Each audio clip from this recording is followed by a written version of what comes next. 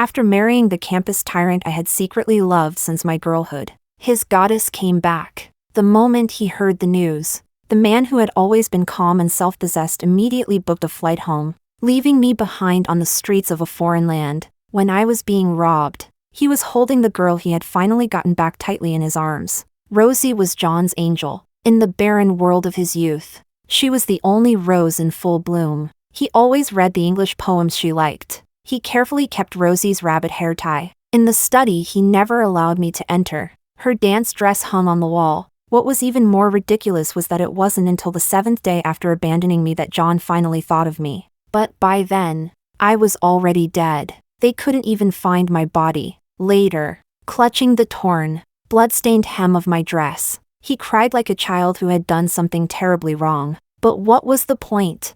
Chapter 1. The day Rosie returned to the country. John and I were on our honeymoon abroad. Calling it a honeymoon wasn't quite accurate. John had flown overseas for business and simply brought me along. When Rosie's call came in, we were listening to a street performer play the violin. The violinist was an elderly gentleman, impeccably dressed like a refined gentleman. The melody was soft and lingering. A breeze lifted the hem of my dress, brushing it against the edge of his coat, the two entwining intimately with the moving music. I tilted my head and looked at his sharp, handsome profile, my heart filled with joy and contentment. How wonderful! 6 years ago, the person I loved was now right by my side. Before the piece had even finished, his phone rang. The moment John answered, his usually cool, indifferent eyes were suddenly flooded with an indescribable mix of panic and wild joy. Even his always steady voice trembled. "Wait for me. I'm coming to find you." After hanging up, his breathing was a little rushed. "We're going back home immediately." I didn't understand what was happening and spoke up. "But didn't we agree?" Before I could finish my words, tinged with grievance and confusion, he cut me off sharply. "Hannah, stop making trouble." I froze. When I met his unnaturally cold gaze, it felt as if all the blood in my body had frozen in an instant. He yelled at me. It was as if a large hand had clenched my heart hard, sore and aching. "Is it Rosie?" A name flashed through my mind. My voice was strained as I looked at him and asked softly, "If you still care about her, why did you marry me?" John didn't answer. After a moment of silence, he closed his eyes and let out a deep breath. "She's just a friend I haven't seen in years. Stay here and enjoy yourself for a few more days. I'll head back first." As if he had lost all patience, John turned and left without hesitation. He didn't look back. His steps were urgent and resolute. Just like that, he left me alone on the streets of a foreign country, as if echoing my state of mind. The sky quickly darkened. It started to rain. The romantic, ancient city disappeared into the misty rain, losing its former brilliance. An inexplicable sense of desolation and melancholy crept in. I stood there in a daze, utterly miserable. 6 years of companionship couldn't measure up to a single sentence from Rosie. "I'm back." Hadn't he already let her go? If he still loved Rosie, why had he proposed to me? In the end, I couldn't hold back my tears. They poured out uncontrollably. A flock of white doves flew across the gray sky. I raised my hand to brush the damp strands of hair stuck to my face behind my ear and wiped away my tears hard. Anything that can be discarded so easily was never that important. To John, I was probably just that. Fine then, divorce. After the grievance and disappointment passed, all that remained was exhaustion. I made up my mind to get a divorce as soon as I returned home. But before I ever got the chance, I died that very night. Chapter 2. After I died, my soul did not dissipate. Across the vast ocean, in a single instant, I arrived at John's side. He was at the hospital. I floated in midair, watching his travel-worn figure hurry down the corridor and push open the door to a hospital room. Inside, a beautiful young woman lay pale against the pillows and slowly opened her eyes. John did not go in. His tall, slender figure stood at the doorway,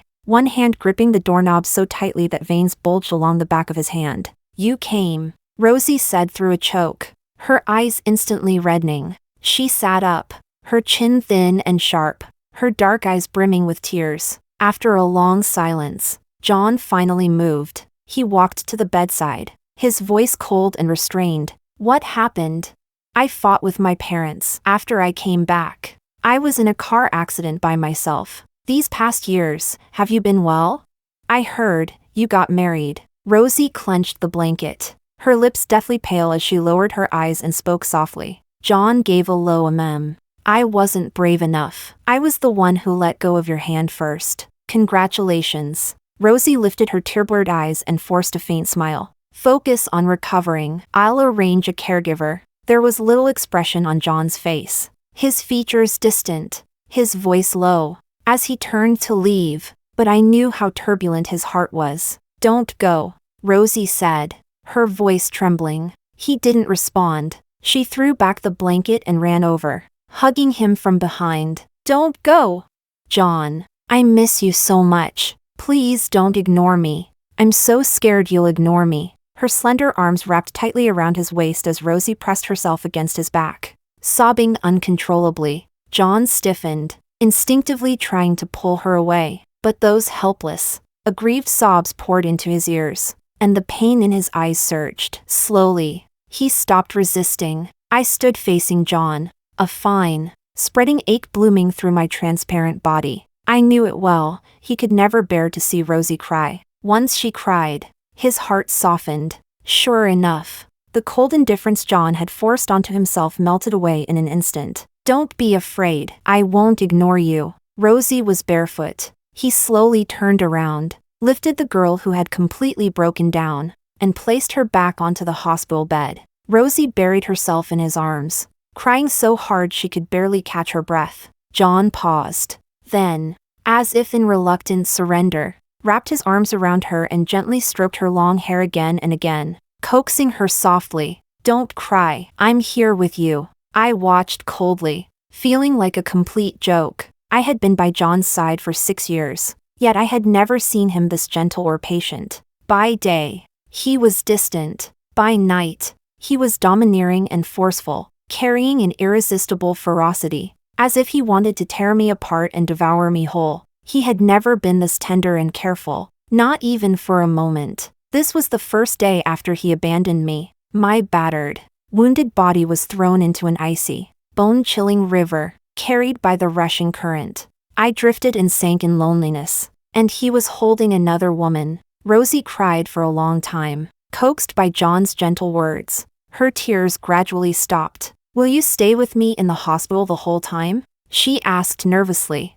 looking up at him, her lashes still wet with tears. I will. John picked up a tissue and gently wiped the tears from her cheeks. Promise you won't lie. Rosie smiled in satisfaction, her voice soft and sweet. Promises are only remembered by the ones who hear them. John did not break his. He stayed with Rosie the entire night. The next day, Rosie was transferred to a premium ward. The premium ward had everything. It was like a small apartment. John had his assistant deliver clothes and daily necessities. He rarely cooked. Yet just because Rosie said she wanted to eat something he made, he spent the entire afternoon busy in the kitchen. I drifted over and sat on the windowsill, staring blankly at his busy figure. This was the second day after my death, and my husband was cooking for the girl he loved most. He hadn't called me even once. His eyes and heart were filled only with Rosie. To John, I was probably truly unimportant. I closed my eyes in exhaustion. If I could go back to that evening again,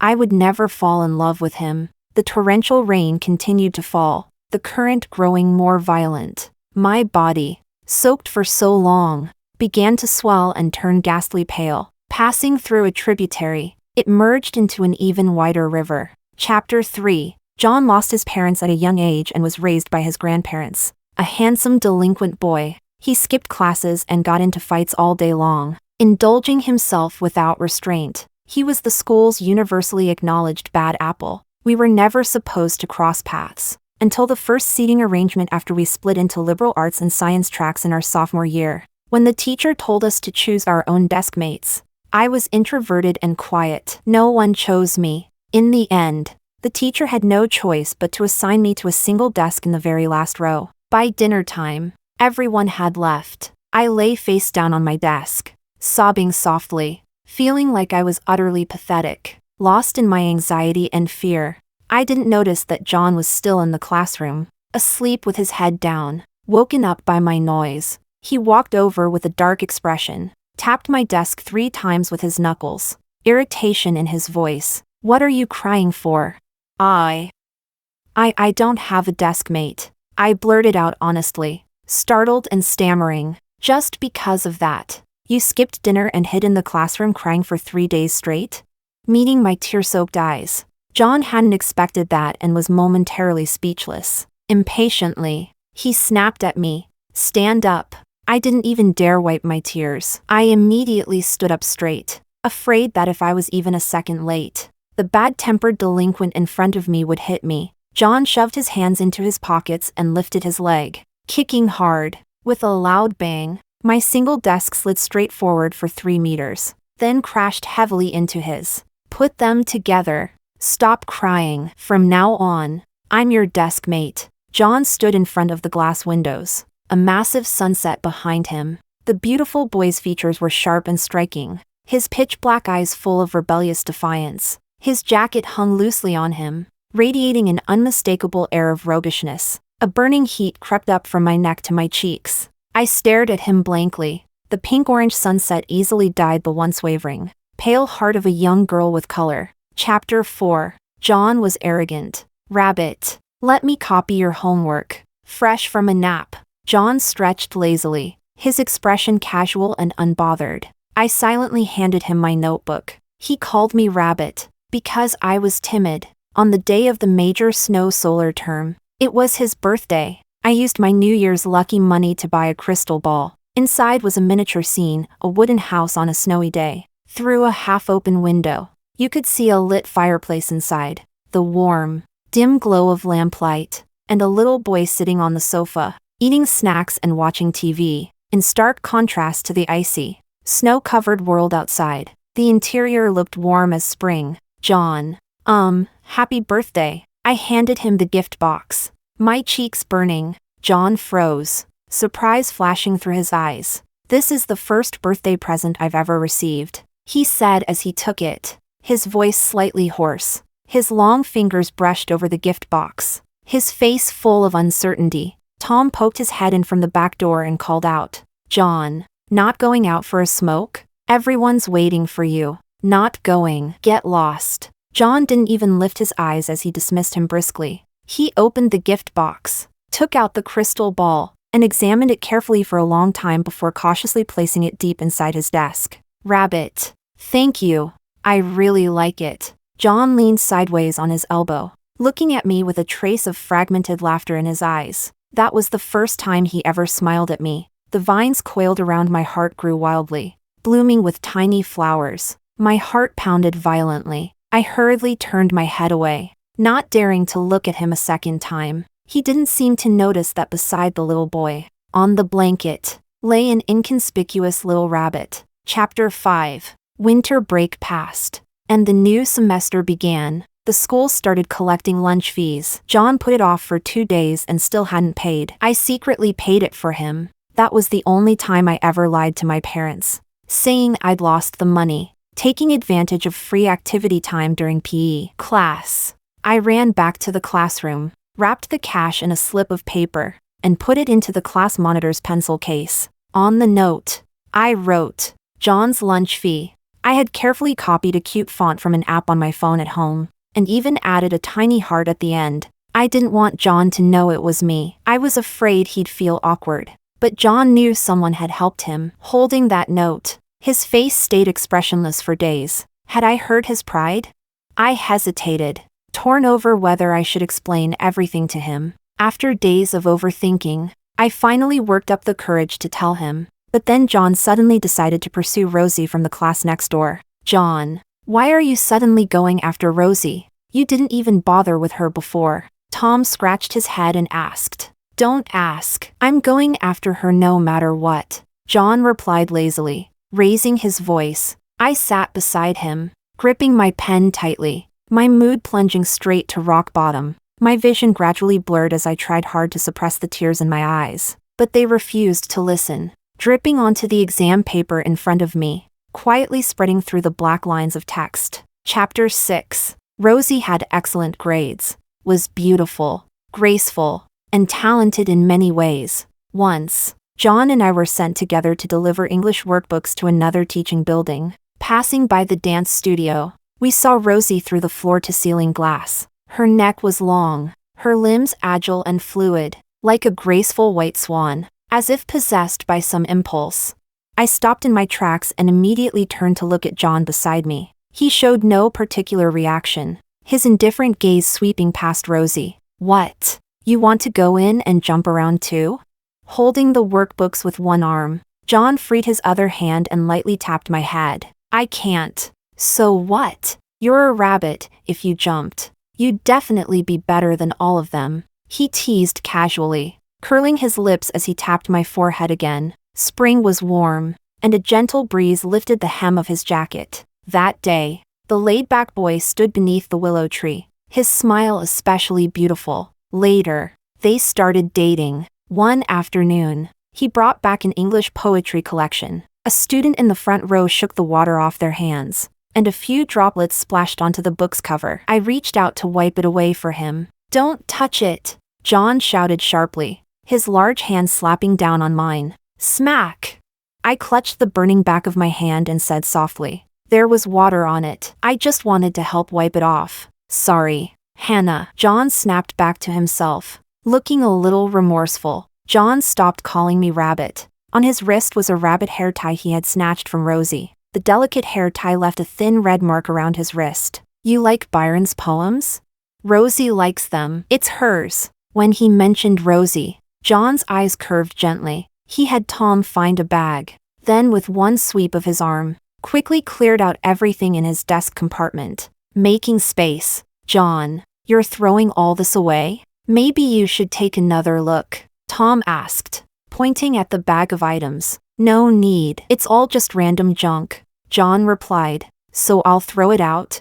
John gave a low ahem. He didn't even lift his head, fully focused on carefully placing that poetry book into his desk. I watched helplessly. The birthday gift I had given him, that crystal ball, get casually swept into the bag and thrown away. Chapter 7. Their early romance was discovered by Rosie's parents. In the second semester of her sophomore year, Rosie transferred schools. She said she wanted to focus on studying and told John to come find her after the college entrance exam. From then on, John studied like his life depended on it, as if possessed, determined to make up for every bit of knowledge he had fallen behind on. Time flew by, and the college entrance exam ended.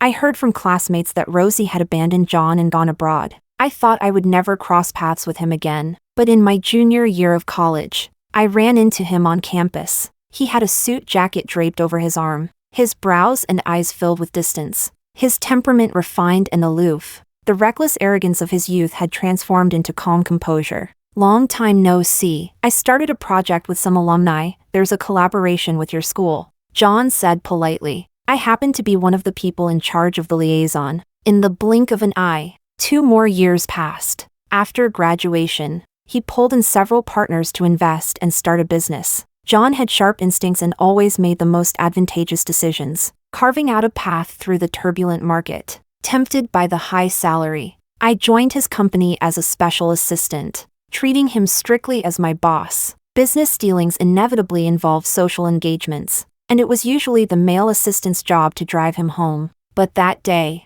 the male assistant happened to take leave, so I drove John back myself. The car was silent. John leaned back in the rear seat with his eyes closed, long lashes resting quietly. I thought he was asleep. In a good mood, I softly hummed a tune. "What's making you so happy? Let me hear it too." A hoarse male voice suddenly sounded. So he was awake. "Today is my aunt's birthday. My mom sent me a video of their gathering. It looked pretty lively," I said awkwardly. John gave a low hum. Birthdays should be properly celebrated with family. He seemed utterly exhausted, rubbing his temples, his voice steeped in weariness. When we reached the apartment building, the engine cut off and John got out. For some reason, the tall, handsome man's back looked unexpectedly lonely and desolate. In the end, I couldn't hold it in and called out to him, "John, happy birthday to you too."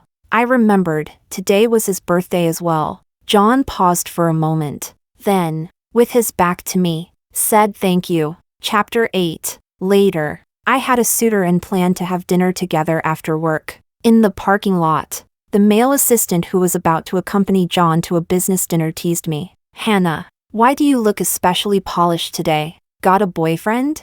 "No, just going out for a meal," I said shyly, pursing my lips in a smile. Beep, beep, beep. Not far away, a Cayenne honked. The car window rolled down, revealing a sharply defined face. He swept his gaze over me from head to toe, clearly in a bad mood. Brows furrowed as he urged Assistant Tony to get in quickly. As the moon rose high, halfway through dinner, my phone rang. Assistant Tony said John had drunk too much, kept calling my name, and insisted I come over. He couldn't handle him. Resigned, I went to pick up my boss. "You're finally here. Boss John won't let me drive him," Assistant Tony said, opening the driver's side door with a bitter, helpless expression. Still slightly out of breath, I leaned halfway in. "John, you were looking for me?" John slumped over the steering wheel, slowly lifted his head. His tie was loose, 2 buttons of his shirt undone, revealing pale, cool-toned collarbones. Drunk John was especially sluggish. He stared at me hazily for a long while before finally speaking. "I wanted you to take me home." Then he stretched out his long legs and shifted his whole body into the passenger seat. There was no choice but to do it. Assistant Tony drove my car away, and for the second time, I became John's driver. When we reached his building, I woke him up. "Sorry for calling you over and interrupting your date. Did it cause any trouble?" John opened his eyes, bloodshot veins webbing across them. No, it wasn't really suitable anyway. "I'm not considering him anymore," I said, mortified. It was awkward, really awkward. "I'll leave the car here. I'll take a cab back." I pulled out the keys and handed them to John, about to get out. "Wait." John grabbed me, his handsome face suddenly moving close. "How about you consider me instead?" His expression was serious. The sharp smell of alcohol mixed with scorching breath washed over my face. "Huh?" I froze completely. Had I heard him right? I said, "Consider me." John's straight nose and burning lips brushed close to my ear as he repeated it. All these years, he had never mentioned Rosie even once. I thought he had already forgotten her. We got together. Though he seemed distant on the surface, he was considerate and steady with me. Only, the reckless, frenzied passion of his youth was gone. I felt a trace of disappointment, then quietly comforted myself. He wasn't that hot-headed boy anymore. This was good enough. I thought we could go on like this forever. Chapter 9. John cooked many dishes. Night fell over the city, and the dining table was filled to the brim. Rosie wore her long hair loose, her skin porcelain pale, her large almond eyes full of surprise. She picked up a piece of sweet and sour ribs and exclaimed with a smile, "You still remember that I like this?" "I do." John didn't pick up his chopsticks. He opened a bottle of red wine and took a light sip. Sitting across from Rosie, he absent-mindedly drank, then turned his head to look at the neon lights outside the window. As if weighed down by something on his mind, I drifted around the dining table out of sheer boredom, the stabbing pain in my heart already numb. John was a good cook, but in the 6 years I spent with him, the number of times he cooked could be counted on one hand, and even then, only after I clung to him for ages, coaxing and begging, and after eating, he always collected interest. Endless, burning kisses. John, thoroughly practiced, gripped my waist and pressed down on me, his force fierce and merciless. I bit my lip, the corners of my eyes misted with tears, desperately suppressing the sobs that kept spilling out. Bastard. So it was never about the situation, only about the person. I let out a miserable sigh, feeling utterly unworthy for myself.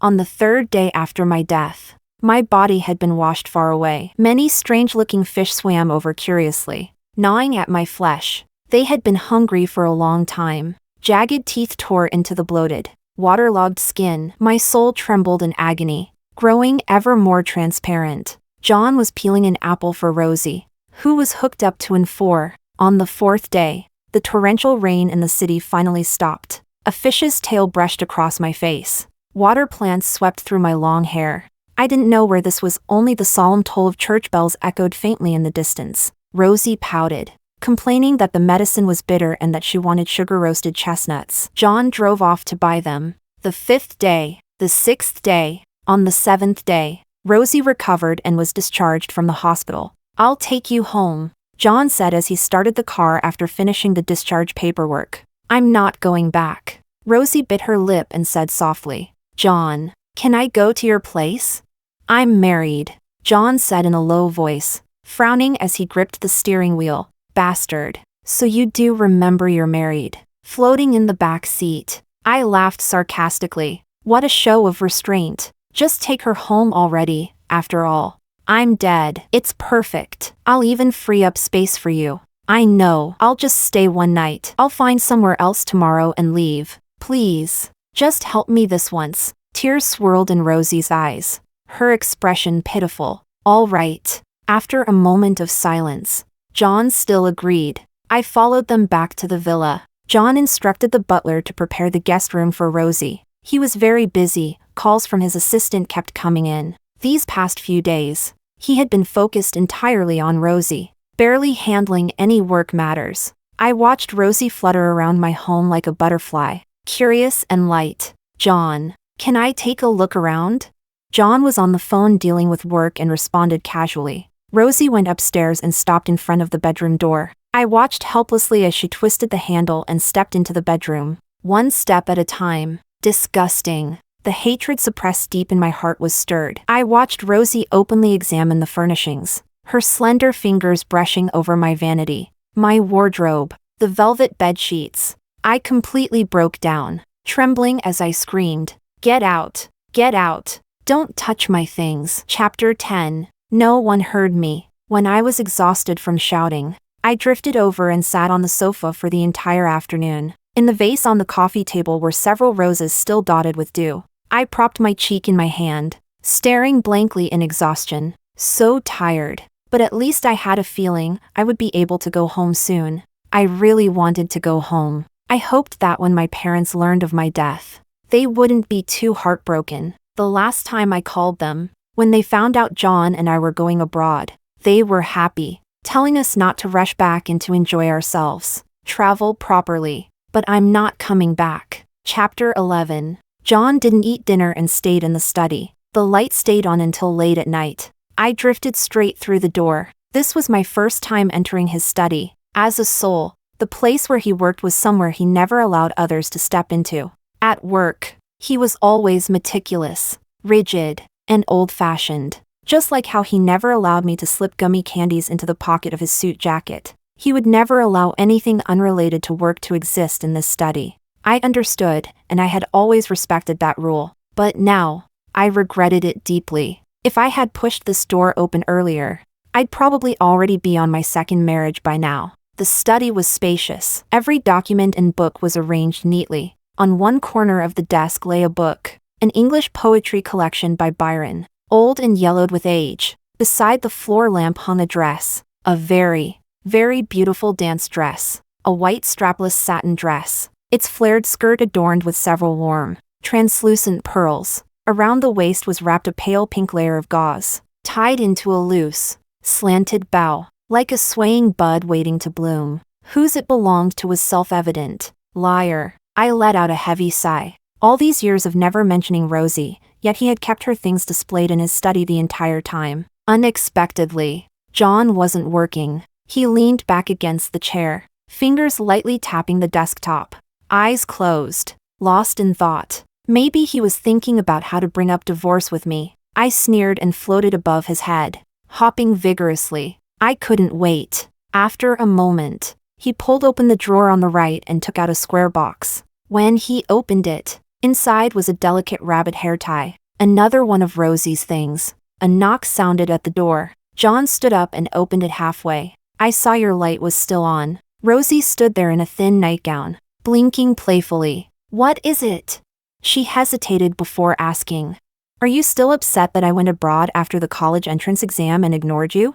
That's all in the past. After the initial turbulence of the first day, John's reactions toward Rosie had grown increasingly indifferent. I glanced at him in confusion. After a brief silence, Rosie's gaze drifted past John's shoulder and accidentally landed on the dance dress inside the study. Oh, That dress! Rosie exclaimed in surprise. She walked in on her own and noticed the poetry book and the hair tie on the desk. You kept all of them, John. You really still have me in your heart. Her earlier gloom vanished instantly. Rosie lifted her face and smiled at him, her tone bright and triumphant. I took a deep breath and almost felt like applauding. The ambiguity had been exposed. Next should come reminiscing about old feelings and rekindling their romance. I looked at John, waiting for his response along with Rosie. Stop pretending to be cold and distant. John didn't answer. He lowered his eyes, silent, his long lashes hiding his gaze. Rosie stepped closer, rose onto her tiptoes, and leaned in to kiss him. The scent of roses spread through the air. John didn't dodge. Just as her soft, tempting lips were about to touch him, John seemed to suddenly wake up. His pupils shrank, and he quickly turned his head and stepped back. This isn't right. What isn't right?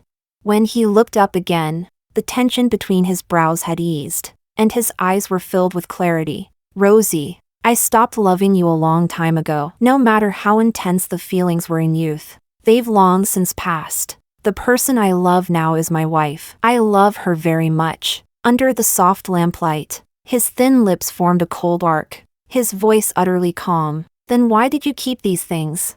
As if she had just heard the biggest joke in the world. Rosie found it laughable. Her pretty face was filled with disbelief. I kept these things, at first. It was true that I still had lingering feelings for you. John admitted it without hesitation. I will never forget the way your parents looked at me, like I was trash. They despised me. Said someone like me was pitiful, destined to be a down-and-out poor boy struggling in hardship for life. After you transferred schools, I studied like my life depended on it, not for you, but for my own self-respect. I saw you at your new school, walking closely with another boy. That's when I realized you were probably just playing around with me. That boy had good grades and a good family background. After graduation, you even went abroad together to study. In college, I started a business because I refused to accept it. I wanted to succeed and make you regret choosing someone else and leaving me. All these years, that unwillingness never truly disappeared from my heart.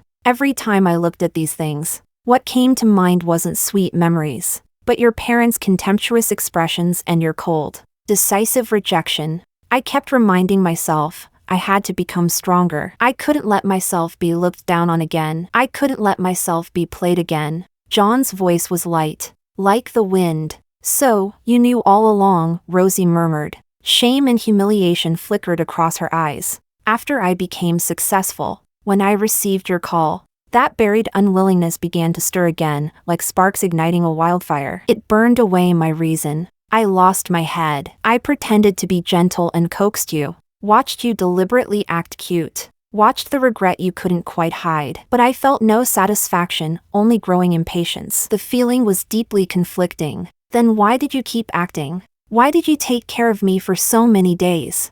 Rosie's eyes widened. Tears fell chaotically as she asked the question at last, her voice trembling. Because you helped me when I was at my lowest. You paid my lunch fees. Rosie, leave tomorrow morning. After that, we're even. John looked down at her, standing alone, his dark eyes chillingly cold. Rosie could no longer stay. She moved toward the door. At the doorway, she turned back. I remember you once came to ask me whether it was me who paid your lunch fees. Those few times when we met and I tried to talk to you, you ignored me. That time, you actually came to me first. I was surprised for a few seconds, then I agreed. Funny coincidence, I've always liked using that exact font when I write. Since someone helped a classmate and wanted to remain anonymous, I couldn't just waste such a good opportunity. Rosie smoothed her long hair, the corner of her lips lifting into a mocking smile. John, the person who helped you wasn't me. You mistook the person.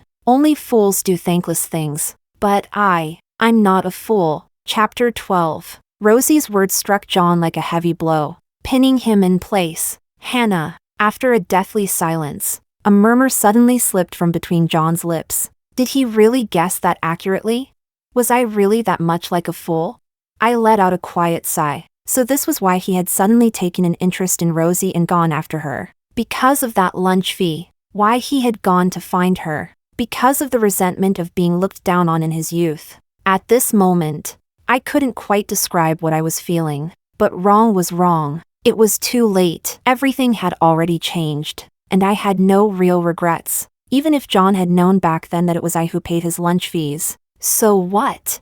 To be honest, there were always many pretty girls around him. And high school me was so ordinary. So unremarkable. He might have been grateful to me. But that didn't mean he would have liked me. Just like when I gave him the first birthday present of his life, it was meaningful. He was touched. Yes. But that was all. In this world, many things turn out the same no matter who you replace. Moonlight slipped through the gap in the curtains, casting a long, thin strip of light across the floor. John returned to the bedroom and opened WeChat. He rubbed the screen with his thumb. After a long pause, he typed a line. "I'll come pick you up."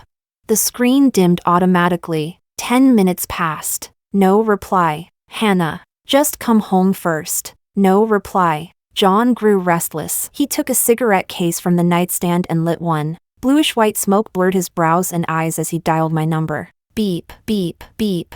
The cold mechanical voice informed him that no one was answering. Switching back to WeChat, he sent another message. "Hannah, I was wrong. I can explain. Can you at least call me back?" Dawn broke, the sky turning a pale fishbelly white. John received a call from overseas. Not from me, from the police. They informed him of my death. "That's impossible. You must have the wrong number." John laughed weakly, his voice trembling. "Sir, we are absolutely certain. We will also notify the victim's parents shortly. Please come in as soon as possible." After hanging up, John rushed toward the airport in a daze, still calling me and sending messages non-stop along the way. "Hannah, you're definitely just mad at me. It was my fault. I shouldn't have left you behind. I lost my head back then. Don't scare me. Just reply to me, okay? It's my fault. Just give me a call." Even after the plane landed, he kept sending messages tirelessly, but they were destined to sink without a trace, never to receive a response. The officer in charge of reception was waiting at the airport entrance. "You must have made a mistake. I'll sue you," John said calmly as he got into the car. The police car sped away. At the station, John was led into a room. After a brief pause, the officer succinctly summarized the entire case. "Sir, it is with the deepest regret that I must inform you of the following. Your wife, Ms. Hannah, was murdered. One of the suspects was arrested yesterday for robbery while searching his residence for stolen goods. We unexpectedly found a severed finger in a trash bin. After interrogation, we learned that 7 days ago, on a rainy afternoon, Ms. Hannah took a taxi to the airport and was abducted by the driver. The suspect then called in 2 intoxicated accomplices. The 3 of them stripped the victim of all valuables. They couldn't remove her ring, so they cut off her finger. They strangled the victim to death with a rope and, taking advantage of the heavy rain and darkness, threw her body into the river. The ring, phone, and handbag were all sold by the suspects. This is a photo of the severed finger, and this is a photo of the cloth wrapped around it. The suspect confessed that the strip of cloth had been torn from the victim's dress. The physical evidence will be delivered shortly. The officer took out 2 photographs and placed them on the table. The cut on the finger in the photo was horrifying. The fragment of the dress hem was covered in dark, mottled bloodstains that had already dried. John held the photos,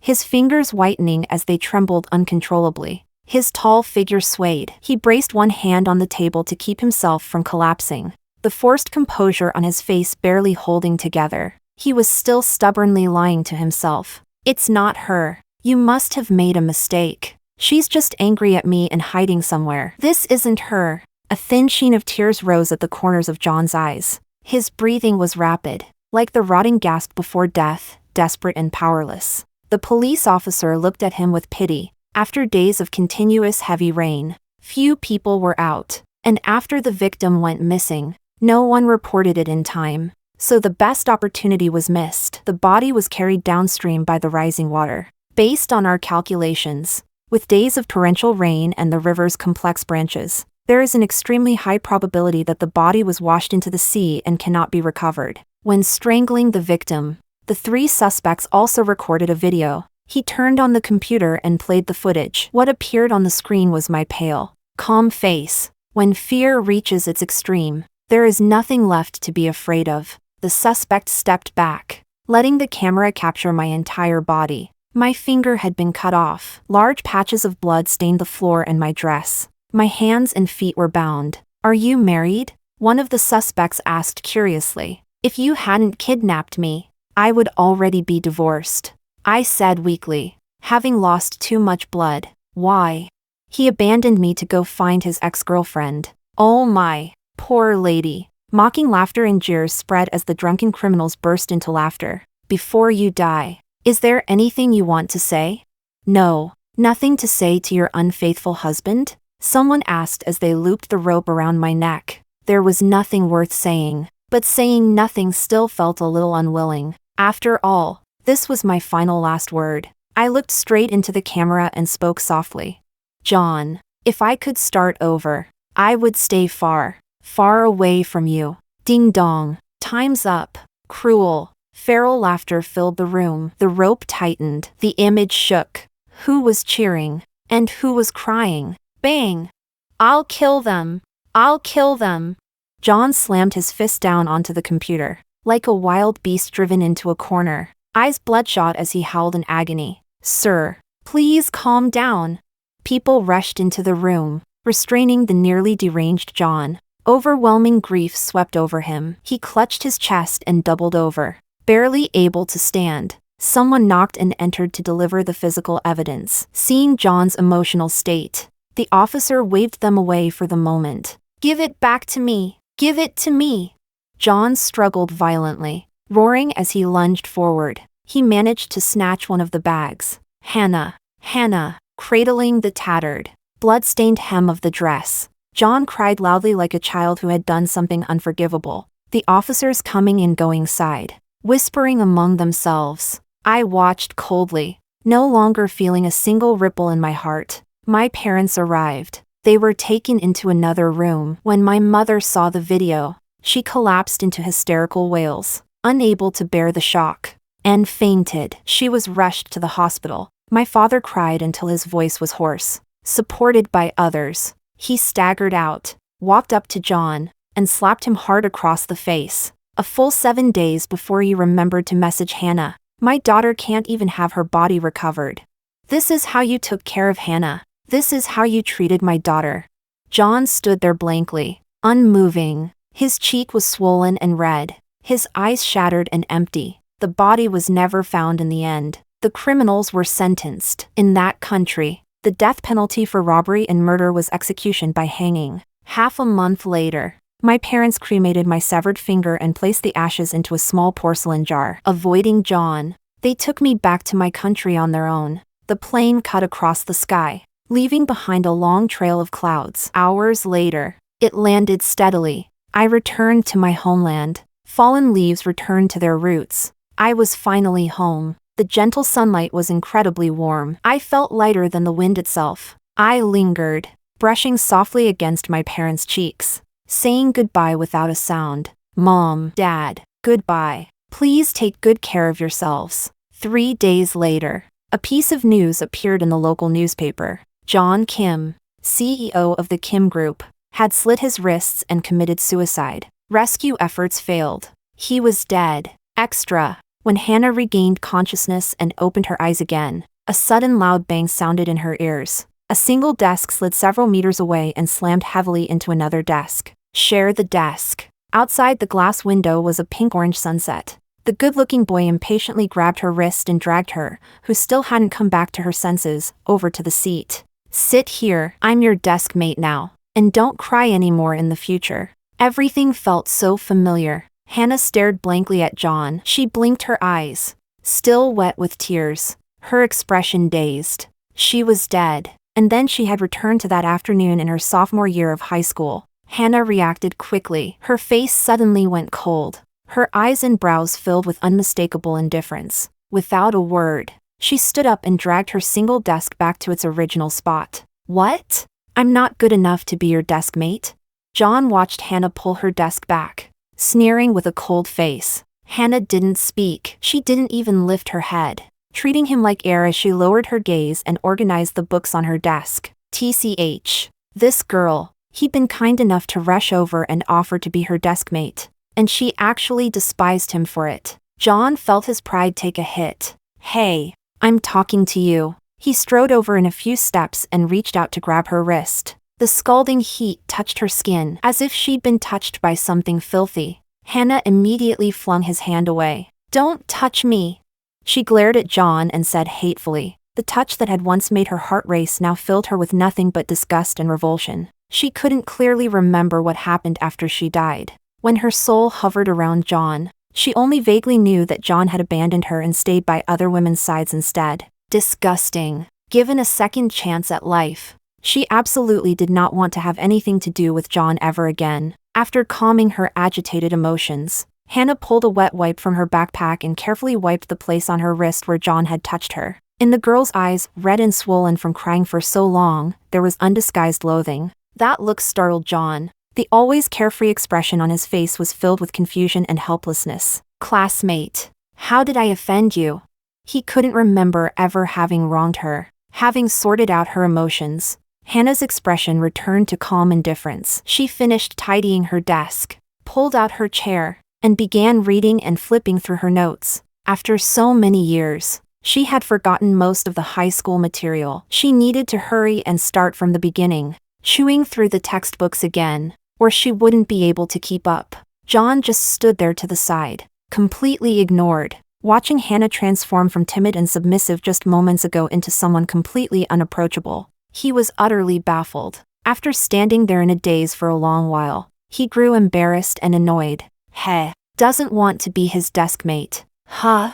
He'd make it happen anyway. Evening self-study was about to begin. Students gradually returned to the classroom, and John shoved his hands into his pockets and went to the teacher's office. Since it hadn't been long since the classes were reshuffled, it wasn't ideal for a young girl to sit alone at a single desk. That very night, the homeroom teacher paired the two of them as deskmates. Hannah frowned and went to look for the homeroom teacher, who patiently explained the reasons to her. Unable to argue her way through, Hannah could only endure it for now. She'd endure it until the midterm exams. Once the homeroom teacher saw her excellent grades, there was no way she'd still be made to sit with a delinquent underachiever like John. Tisk. I'll be in your care from now on, deskmate. John sat beside her, propping his chin with his elbow, wearing a lazy air as he tilted his head to look at her. The boy's bangs were slightly messy, his long, thick eyelashes trembling faintly. He stared intently at Hannah's face, so calm it was almost detached, trying to find some other emotion on it. But he was disappointed.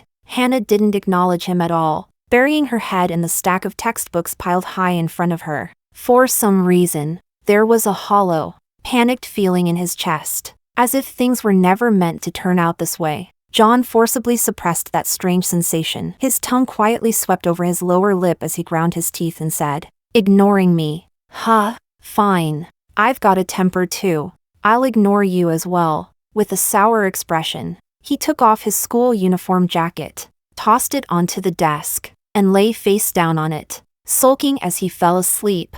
Yet after a week passed, John ultimately couldn't hold out anymore. He truly couldn't figure it out. Why was Hannah so unwilling to talk to him? Was it because he'd kicked her desk that day? Or because he'd hurt her when he grabbed her wrist? That couldn't be it, right? Irritated to the extreme, John secretly smoked a cigarette during the break. When he came back, he saw a boy sitting in the front row turned around, discussing a problem with Hannah. Hannah spoke softly, their heads closed together, almost touching. A burst of nameless anger suddenly flared up inside him. The rage surged through his limbs and bones, making his fingers tremble uncontrollably. Why is she only cold to me? He strode over and yanked the chair back, sitting down hard. With a sharp screech of friction against the floor, the noisy classroom abruptly fell silent, and the students all looked over. The boy in the front row was startled. He hastily wrapped up the discussion, grabbed his workbook, and turned back around. "Rabbit, what exactly did I do to offend you?" John pressed his tongue against his cheek, his chest rising and falling as his pitch-black eyes fixed steadily on her. He looked like he wouldn't give up without an answer. As soon as the words fell, Hannah froze. She put down her pen, lifted her eyes to meet his gaze, and spoke softly. "Why do you call me Rabbit?" "Oh, She's finally willing to talk to me. That day when you glared at me, your eyes were all red. The corners of John's lips curved uncontrollably upward, and the suffocating frustration and gloom swirling in his chest instantly dissipated. Rabbits are so cute. Calling her Rabbit, she shouldn't mind, right? But in the very next second, the smile froze on his face. I hate it when people give me nicknames. If I hear it again, I'll tell the homeroom teacher. The girl in front of him looked cold and detached, delivering the longest sentence she had ever spoken to him. It felt as if his heart had been squeezed hard, a dull ache spreading through it. Why do you hate me so much? The light in his eyes gradually dimmed. John stared at Hannah's indifferent profile and murmured to himself. Clearly, before this, they had never had any interaction at all. He didn't understand why she disliked him so much, just like he didn't understand why he cared about Hannah this much either. Soon, the midterm exams arrived. The teachers worked overtime and finished grading all the papers in a single day. Hannah's efforts over the past month hadn't been in vain. Many concepts that once felt unfamiliar came back after a few rounds of review. She jumped from the lower middle ranks after the class reshuffle straight to 5th place in the class. The last row was no longer suitable for her. This time, without Hannah even needing to ask, the homeroom teacher moved her to a seat by the window in the first row. Grabbing her backpack, moving her desk, everything was done in one smooth motion. Hannah didn't look back once. Her ponytail swayed as she left with effortless confidence. John leaned back in his chair, curling his fingers as he tapped the desktop absent-mindedly. Through the dense crowd of heads, he looked forward and could only see the back of Hannah's head. John, why have you seemed so out of it these past few days?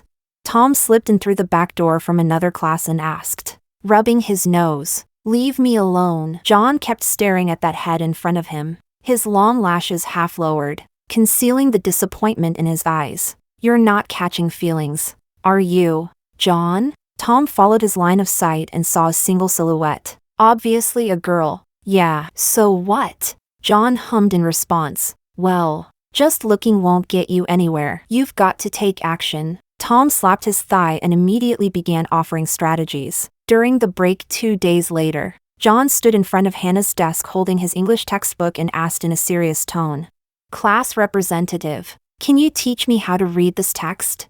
I don't have time. Go ask the study committee member, Hannah replied, her expression flat. You were just chatting a moment ago. John refused to give up. I don't have time now. Hannah picked up a book and pretended to read, clearly brushing him off. John walked away with a dark expression. Blatantly, she only had no time for him. It didn't matter. He wouldn't give up. He started coming even more often, going to Hannah the moment class ended to ask questions. Class rep, how do you read these? Leaning crookedly against the windowsill, John pointed at the circled words. Hannah couldn't even be bothered to say she was busy this time. She treated him like thin air. Rejected again. John took a few steps away, then turned back. He bent slightly to meet the girl's eye level and spoke cautiously. Today's my birthday. Hannah's pen paused. She lifted her eyes and glanced at him. So? The girl was wearing a pink sweater, her ponytail loosely tied high. Strands of hair fell down, brushing against her pale, delicate neck. She stood half-turned toward the sunset. The dusk outlined her silhouette, even the strands of hair atop her head glowing with a soft golden light. But the look she gave him carried not the slightest warmth, only coldness and irritation. So could you maybe pay a little attention to me? The rest of the sentence circled on his tongue several times. But in the end, he still didn't say it. John lowered his eyes awkwardly, hiding the loneliness within. After a long moment, a cold smile tugged at his thin lips. So I'm skipping class tonight to go have fun. He lifted his chin slightly, his expression arrogant. After tossing out that line, he turned and left. Hannah, aren't you afraid of pissing John off? Someone nearby asked her. Everyone was afraid of John. They hadn't expected Hannah to be this bold. She never gave him a good look. Why would I be afraid? Back on campus again, she only wanted to study peacefully, no matter how hard John was to deal with. She wasn't scared. Don't you know John's reputation? He's basically, before the words campus tyrant could come out. Hannah nodded. I know, a fucking idiot. Everyone around her fell silent. After several weekly tests, Hannah's grades steadily climbed until she took first place. She didn't let her guard down. She arrived earliest every day and left the latest. On Christmas Day, Hannah packed up as usual after evening self-study and headed home. When she reached the deserted outdoor bike shed, she unexpectedly found a gift box in her bicycle basket. She took off her gloves and opened it, revealing a crystal snow globe, a wooden house with a burning fireplace, a little boy eating snacks, and an inconspicuous little rabbit. "Do you like it? Thought I'd be Santa Claus for once and give you a present." John stepped out from the shadows, faint smiles in his eyes, like scattered starlight reflected by moonlight. No one knew how long he had stood in the cold wind. His nose was frozen red. "Look closely. There's even a rabbit on the sofa. Isn't it especially? Hannah, why are you crying?" Before he could finish, John's expression changed abruptly. The girl in front of him was wrapped up tightly, only her eyes visible, and she was crying silently. Tears quickly soaked her mask, spreading dark, damp patches. "I just gave you a small gift. It's not like it's touching enough to make you cry. I think I didn't bring tissues. How about you use my sleeve to wipe your tears?" John fumbled through his pockets for tissues. When he couldn't find any, he instinctively wanted to reach out and wipe Hannah's tears. But he didn't dare touch her in the end. All he could do was awkwardly lift his arm and offer his sleeve. The moonlight was pale, the stars few and far between. Hannah blinked her wet lashes and set the crystal ball on the ground. She let out a breath, her face exhausted. Speaking with a thick nasal tone, she said, "John, listen carefully. You're a piece of worthless trash, good for nothing, beyond saving, and full of yourself. Every time I smell the cigarette smoke on you, I feel so sick I want to throw up. Please don't come bother me again. I really hate you." In the silent night, every word Hannah spoke was like a sharp blade, stabbing straight into John's heart. His breath caught abruptly. A piercing pain spread from his chest to his entire body without warning. John's throat tightened painfully, his whole body turning cold. So this was how unbearable he was in her eyes. Hannah went around him, pushing her bicycle away. In the cold, damp winter night, John stood there for a long time. He bent down and picked up the lonely crystal snow globe from the ground, his eyes burning red. "I thought you would like it." From that point on, he never went to look for Hannah again. As if he had been deeply shaken by what she said that night, he began studying seriously, no skipping classes, no sleeping through lessons, starting little by little from the very basics. During winter break, John spent most of his time studying at home. Because of that, he discovered his grandfather collapsed unconscious and got him to the hospital in time,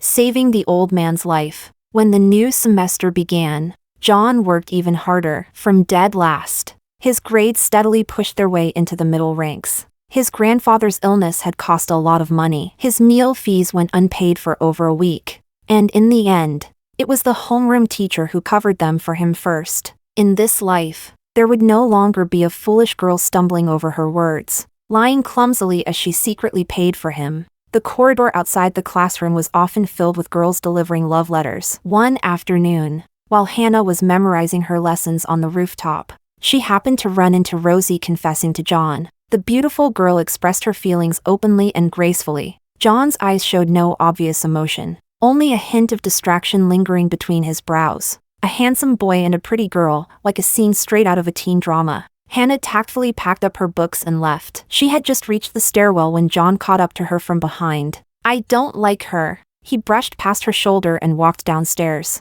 leaving only that one sentence behind. "None of my business." Hannah shrugged and opened her textbook again. Where had she just been reciting to? During PE class, the teacher let them do activities freely. The boys cheered and ran toward the basketball courts, while Hannah played badminton with her friends. Her ponytail wasn't tied tightly. After a few rounds, it came loose, and the hair tie fell somewhere she didn't notice. She looked left and right but didn't see it, and couldn't be bothered to search. Luckily, she had a spare on her wrist. She casually gathered her long hair and tied it up, put away her racket, and went off with her friends to play elsewhere, seeing Hannah laughing and chatting as she walked away with others. John, on the neighboring court, put down his basketball, ignoring the shouts behind him. He ran over, bent down, and carefully searched for the hair tie she had dropped. He found it quickly, a plain black hair tie, thin, simple, without any decoration. clean and refreshing. Just like her. John brought it close and gently inhaled, as if he could catch a trace of the girl's pleasant scent from it. Carefully, he slipped the hair tie into his pocket. The next time Hannah spoke to John was during the winter break of their senior year. Wrapped up like a little bear, Hannah snuck out late at night to buy Odin from outside her apartment complex. It had snowed during the day, piling up thick layers on the ground that crunched underfoot. Hannah had slipped out behind her parents' backs. She didn't dare bring food home, so she ate quickly by the roadside. After finishing, she threw the paper cup into a trash bin and, wearing her dog-shaped slippers, headed home with light, cheerful steps. Then she stopped abruptly. At the street corner stood John. The soft light from a dessert shop illuminated the boy's sharp yet smooth profile. John was dressed in a black down jacket, his nose high, his brows and eyes gentle. "Do you need something?" Hannah asked flatly. John's throat tightened. He didn't speak. He felt that he was truly beyond saving. Like a fool, like a madman. Because he wanted to be worthy of her, wanted to earn the right to speak to her again,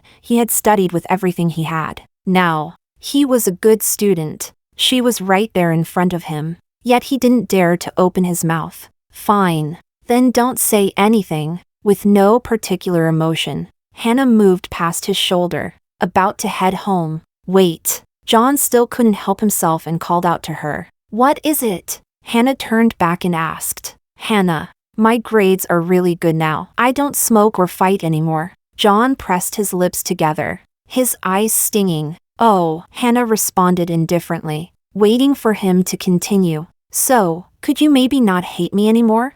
Be a little nicer to me. Just a little is enough." He struggled to suppress the tremor in his voice, which came out hoarse and broken, like a homeless drifter, humbly begging her to spare him the smallest scrap of mercy and affection. "Sorry." After a moment of silence, Hannah slowly spoke that single word. After being reborn for so long, she was already far calmer than she had been at the beginning. What happened in her previous life shouldn't be taken out on this life's John. She also knew clearly that John was no longer the reckless, unrestrained John he once was. He had shed his sharp edges. Diligent and hardworking, and already smart to begin with, he had broken into the top 5 of the class in just 1 year. All the teachers spoke highly of him, but she couldn't pretend that nothing had ever happened. Those emotions still lingered in her body. The despair of being abandoned, the terror of being robbed, her corpse gnawed by fish, her fingers cut off with a knife. At most, they could only be strangers who exchanged a few casual words. Another stretch of silence followed. "Okay, go home quickly. It's cold outside." John smiled, his eyes red. In a daze, he watched Hannah, wrapped up round and puffy, walk farther and farther away. His heart felt like it had been torn open. Icy wind pouring straight through it. Not even the slightest chance. "Little rabbit, your heart is really ruthless." In the blazing heat of June, the college entrance exams ended. After the results came out, the class organized a return to campus to collect their graduation certificates, along with a school uniform exchange event. Everyone wrote blessings on their own school uniform, handed them in to be mixed together, and then randomly drew one. On the uniform Hannah picked up, there was a single line written, "May you have much joy, long peace, and years without worry." One glance at the sharp, decisive handwriting was enough to know who had written it. "I heard you did really well on the exam." John walked over with a uniform draped over his arm, his expression clear and bright. Willow branches hung down softly. The boy looked clean and refreshed. All traces of hostility gone. Delicate features. Cool fair skin. Not bad. Hannah nodded. "Graduation's here. Can I hug you once?" John asked hesitantly. "Sure." Hannah thought for a moment, then agreed briskly. The white t-shirt carried the fresh, pleasant scent of laundry detergent. The bitter smell of smoke had long since disappeared from John. He carefully pulled Hannah into his arms, holding her tightly, as if clutching a treasure he had regained after losing it, so tight it made Hannah's ribs ache. "Hannah, I had a dream a couple of days ago." John rested his chin in the hollow of her neck. His voice choked. "In the dream, we were desk mates for 2 years. Later, we got married.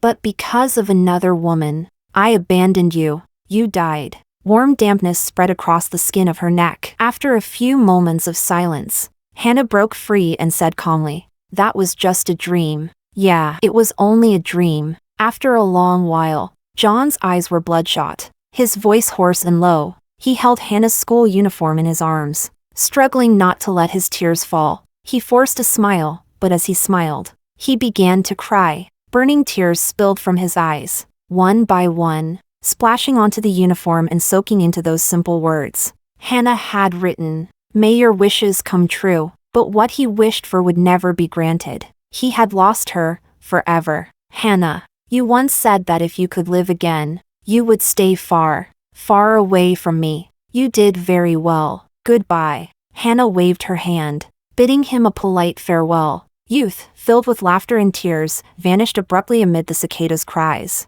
Hannah didn't look back. Her long hair danced in the evening breeze as she merged into the pink-orange dusk. Roses will wither. The setting sun will sink into the wilderness. People misplaced in time are destined, in the end, to leave the stage.